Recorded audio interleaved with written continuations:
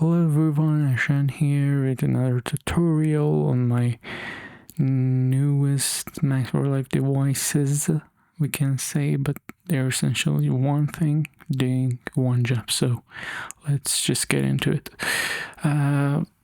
They're called TimeCal, and their primary object is to convert BPM to milliseconds.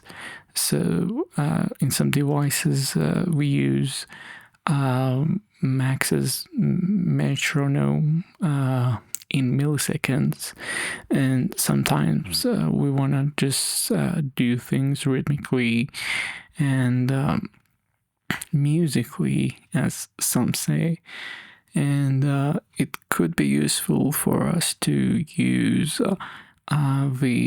to know the equivalent value of the BPM. Our first TimeCal0, here we can see we have a little button here which we can click on, and it's a little description which says this TimeCal does not follow live's tempo, and there's a table for us which I took it from Cycling74's documents, the equivalent of the note values and milliseconds. So we can know this is here, but what does this actually mean? So if I were to convert this BPM into milliseconds and know the relative note value to this BPM, I get 16 notes. So no matter what my live's tempo is, it will be calculated at 120 BPM. And vice versa, I can change it to milliseconds, and we can see that roughly 1,000 milliseconds, 1 second, equivalents to half notes or 2n. So this is for TimeCal0. TimeCal1 actually follows live's BPM. So if I were to, for example, let's stay at 120 BPM.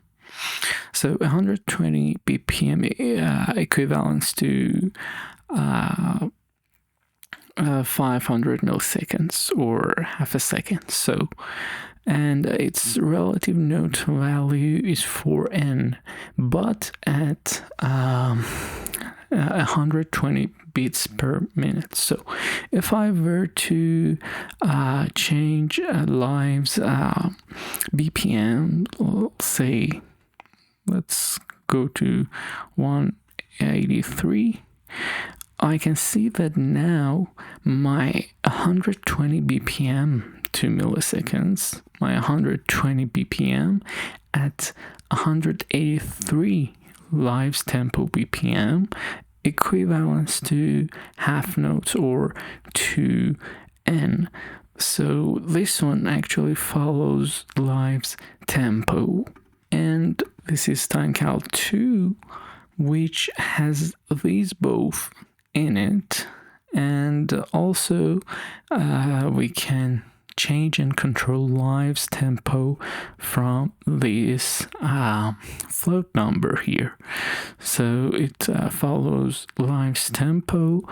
For example, if I put live's tempo to let's say 500, we can see that it changes here, and if I change this one here to, let's say, 58.54, we get 58.54 in real time in our live's tempo. So this is it, and we also have another readme file here. If I click on it, we can see that this one says this TimeCal shows two separate note values. So the left one, which is here, relative note value, is similar to our TimeCal0, does not follow live tempo and calculates note value at 120 BPM, and the same table we had in our TimeCal0. And the right note value that is shown, relative live tempo note value, does follow live's tempo and calculates note values at live's current BPM.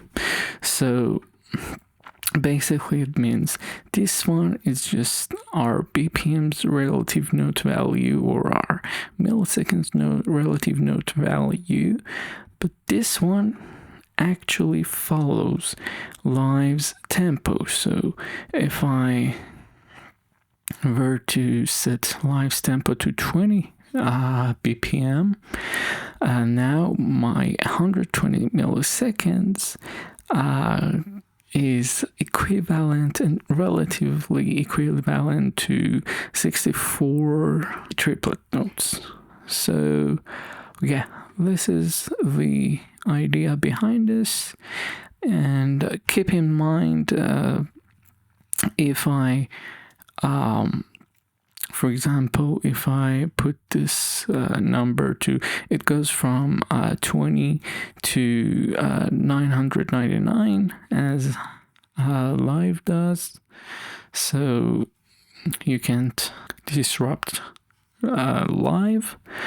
But keep in mind that if I change it to something like 999, change it to something other than the default 120, and remove this, so it's set to 999 BPM, and if I recall the device, it resets back to 120. So we have to keep it in mind that if we want to use this, we can't just, and we are changing the BPM, and our BPM is not 120 beats per minute.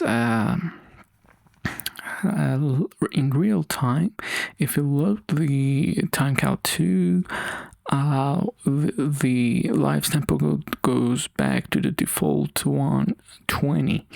So if you don't want that, it's better to add it just as our first or in the first steps of our music making and our performance or anything else. And of course the value is automatable. So let's look at this. Yeah, here we have song tempo, and it's basically the same thing as our song tempo here, but here it's not showing anything anymore.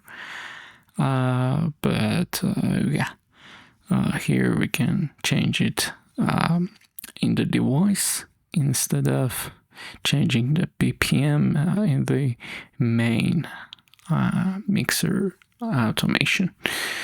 So yeah, that's it. Hope you get some use out of this, and see you in the next one.